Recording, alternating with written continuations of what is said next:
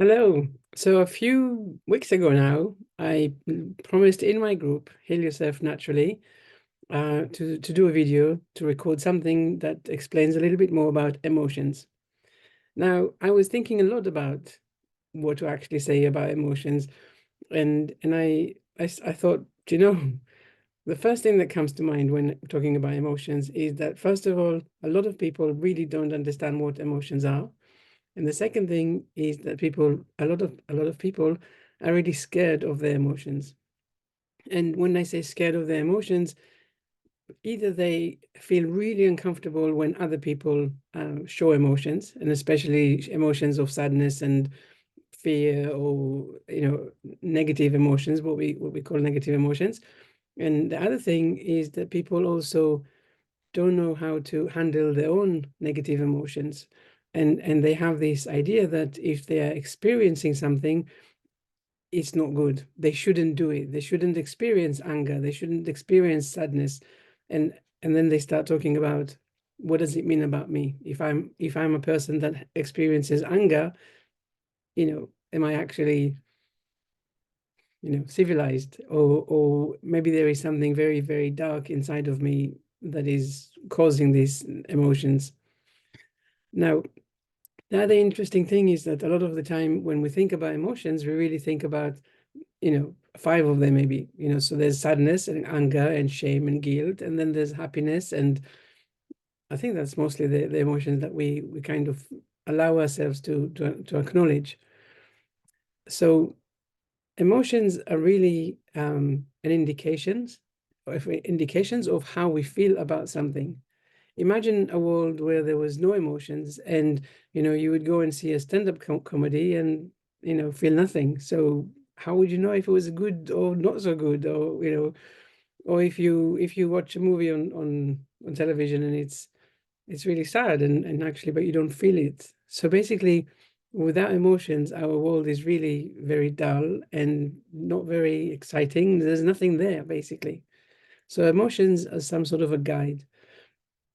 Now, when we come to talk about healing, healing chronic pain, healing chronic illnesses, the emotions are more important to understand, because when we don't allow our emotions to come out, it means that we are suppressing them.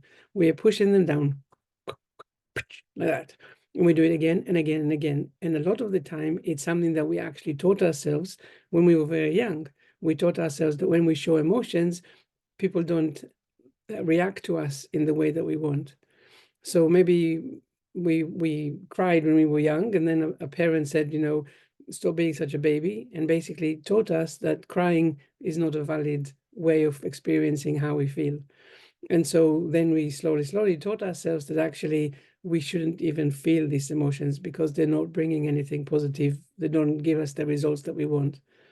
So so basically what I'm saying is that if we block these emotions, they we basically suppressing them, it means that they have nowhere to go, and they start sipping inside of our body until one day they explode. And they explode in the way of pain and illness, chronic pain, chronic illness. So when I work with people, I want to say to them, tell me the emotion. What is it that you are feeling? What is it that you are experiencing? And a lot of the time, these emotions that I mentioned earlier, the five emotions, really are the ones that people kind of settle on or settle with. When I was doing my NLP Master Practitioner certificate, my teachers did a demonstration of one of my peers.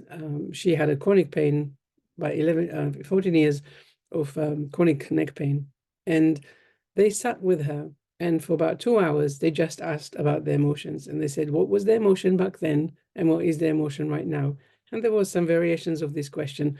But in 2 hours, her chronic pain of 14 years went from level 7 to level 0. Now, if this is not mind-blowing enough, I don't know what is. Because when you acknowledge the emotion, you're basically showing your body that it's okay. Emotions are not a bad thing. They're actually just indications of how we feel about the moment. So emotions, usually they would come in. We will be triggered by something. We see something in the environment, they would come in, they would peak, and then they will go away. And all of these last 90 seconds.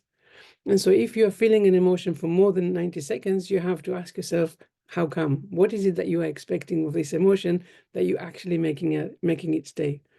Now imagine that you've taught yourself that emotions are not good, that when you show your emotions, people treat you badly, or that they ignore you, or that they call you names, or that they make fun of you, whatever it is. What tends to happen then is that we start feeling the emotion and then we say, no. And then it comes up and we say, no.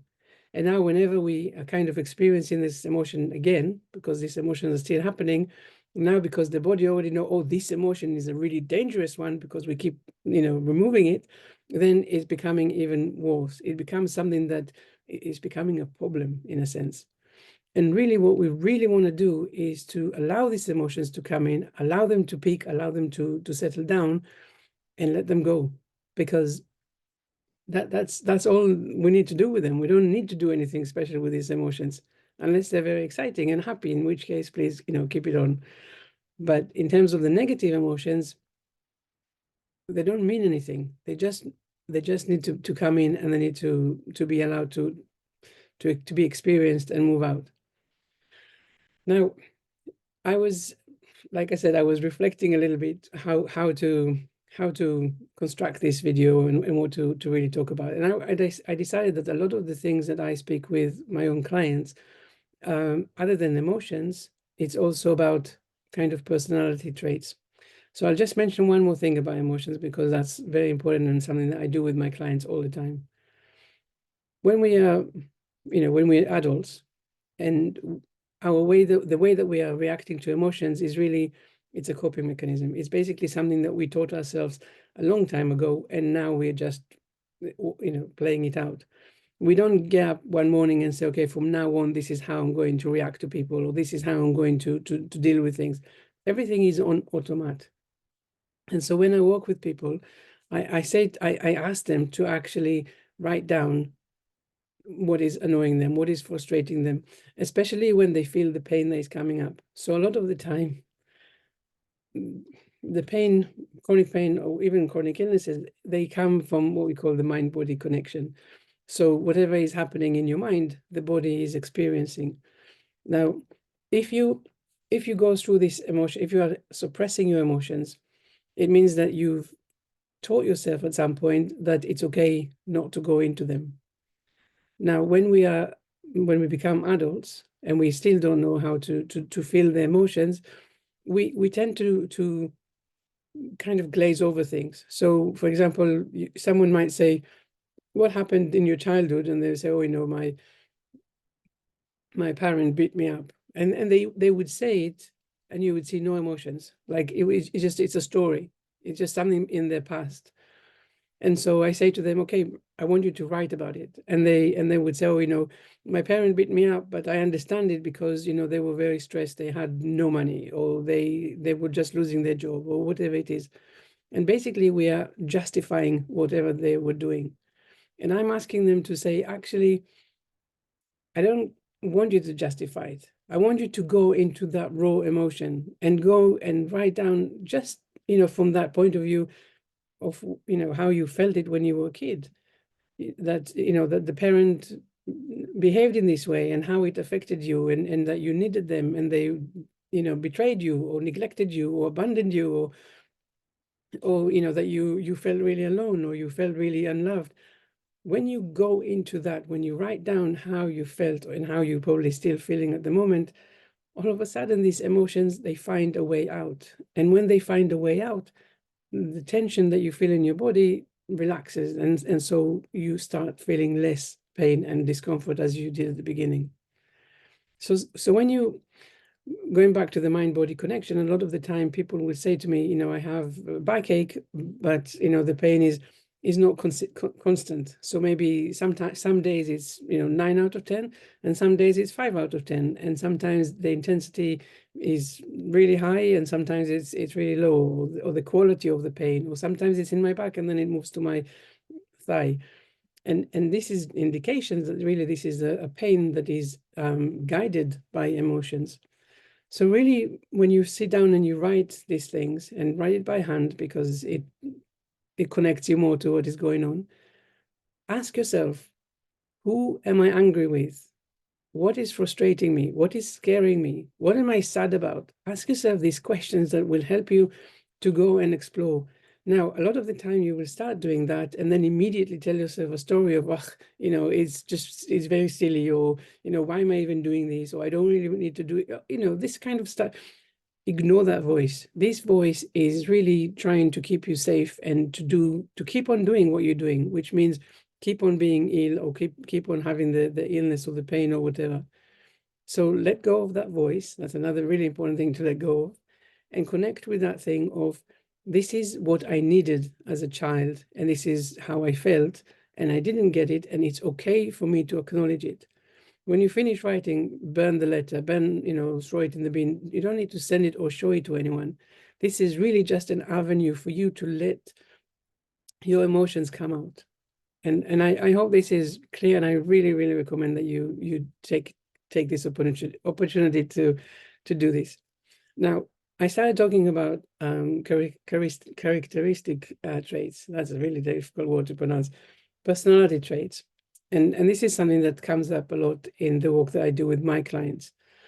So it's things like people pleasing, or black-white thinking, having expectations that everything will be done my way. So maybe, a high sense of control, needing to be in control, or, very high insecurity, overthinking, over analyzing, over worrying, being a perfectionist. This kind of traits, I think you can already hear it when I say it, really brings you into high alert, high state of alert. So you're constantly in the worry, you're constantly in the paying attention. Can I do this? Can I do that? Maybe can I let go? Or maybe there's another month of worrying about this thing. What did they mean when they said that? What did I feel when I said that?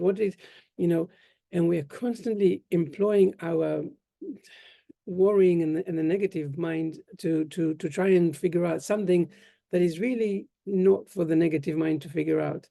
So what happens is that we're constantly operating from fears and limitations and compromises, instead of saying, do you know what? I don't need to figure everything out. If I look back, everything worked out, to the best of the, in the best way anyway. Even if I didn't achieve, or even if I didn't get what I thought I wanted, it worked itself out.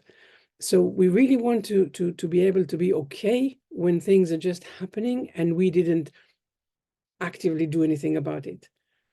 When someone says something and we start over worrying or over analyzing, it means that we kind of have a belief that says, if I think about it for another few hours, I will be able to be okay with it. And actually, all it really means is that we brought a very skewed, very limited view of the situation to our mind, and now we are worrying about it. We can't make sense of it. So one way of looking at things is to say, is there anything I can practically and physically do about this thing right now? If yes, wonderful, go ahead and do it. But if not, then let it go, because you don't need this. You can't control it anyway. You can't change it anyway. Just let it go. Now, if you're thinking, hang on, maybe there's something else that I can do, again, do it. But otherwise, let it go. Being a perfectionist, for example, that so many people feel that everything has to be perfect. But really, the first thing I like to say to people with that is that what looks perfect today doesn't look perfect tomorrow. How many times did you do something and you were really, really pleased with it, and then you looked at it a month later and said, oh, I should have done this, or I didn't see that, or whatever. So this is not objective. Being a perfectionist, perfectionism is not scientific. Everyone has a different idea of what perfectionism is, and every day, even you yourself will change your views on what you've done and how you should have done something. So accept that the way things are exactly the way that they're meant to be. Aim or strive higher, fine, but you don't need to kill yourself over it. What is the point? I always say, we were not put on this earth to struggle. Really, we were not. And if you're in struggle, it means that you're somewhere in resistance. And if you're in resistance, it means that somewhere you are thinking, I should be able to do something else, or that you are comparing yourself to something that doesn't actually sit with you, that doesn't align with you. And so you're constantly in that resistance and struggle kind of mindset. Breathe it out. Took two deep breath. Where's my water? Okay, so really just try and remember that at the base of all of this, life is really, really simple. We have a voice that knows everything about us and cares about us and say, actually, I don't need the details. Trust me, take the first step. Everything will sort itself out. I promise you, I'm going to provide opportunities and possibilities and stuff like that. So just take the first step. When you've done it, you're either going to get exactly what you wanted, or you're going to get the best lesson that will say to yourself, will help you see that actually you didn't want this, you wanted something else, or you wanted something else completely. So there's no wrong answers. Anything that you do is okay. This is voice number one. The other voice is a voice that doesn't know anything about you, but it just really wants to preserve you. So it keeps giving you lies and keeps giving you threats about what can go wrong and how everything is so fragile and can explode any minute. And basically, because it gives you such realistic lies, you're basically saying, I didn't want to do it anyway. I want to stay here in my little comfort zone bubble where it's very safe and very boring. And actually, I don't really like it, but it is better to be here than to try and go out into, something else. So these two voices, when you understand that we have these two voices and you understand that they're kind of playing each other and that you tend to go with the worry and the fear, then you understand everything. Because all you need to do is ask yourself, is it really true that this negative thing is going to happen? Who knows? No one can tell the future. Your negative voice definitely can't tell the future. So let it go. Breathe it out. Ask yourself, how do I feel about it? Move yourself from your head to your heart and feel your way into whatever is coming. So I guess it's time for me to kind of summarize everything that I was saying. And I'm not exactly sure how to summarize it, but I just want to tell you that emotions are not scary. They're really, really important because they show us how we feel about something. And if something is enraging me, then it means that there is something that I really, really care about about it here.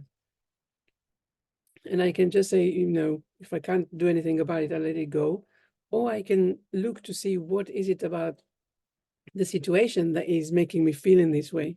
Because 9 times out of 10, it's something that I myself need to learn. There is a pattern here for myself that I need to understand and take the lessons. So the environment gives me opportunities for self-growth. If I just stay in the anger and the victimhood and saying, hey, you did this to me, this is your fault, all of that, I didn't grow and I didn't learn. I actually just, made myself more stressed and then brought on more situations. A lot of people don't show their emotions because they are afraid of what other people might say or think. We're not, as a society, not encouraging people to get angry in the street. I mean, you see someone that is angry in the street, you move to the other side and you run away because, that means trouble. But actually, there was also other ways to bring out anger. For example, in talking about it, for example, in writing about it, for example, for understanding how come this has triggered you right now. Anyway, thank you very much for watching. My name is Einav Avni. I'm an energy healer and alignment coach. The energy healing that I use, the modalities are the emotion code, the body code, and the belief code. And together, they really help us clear trapped emotions and misalignments from our energy fields so we can feel more light, we can feel more connected, that we can really be who we're meant to be. If you're interested to find out more about what I do, then please let me know. But other than that, I wish you a really wonderful day. And please go ahead and do some journaling that really, really go deep, and don't worry about blaming or being shouty or being whatever it is that you need to be, because this is just between you and the paper. And it's a wonderful way of channeling all of these emotions out without worrying about anything and anyone else. but please remember to burn this letter afterwards. You don't really want anyone finding it out. Okay, thank you so much for being here with me. See you very soon.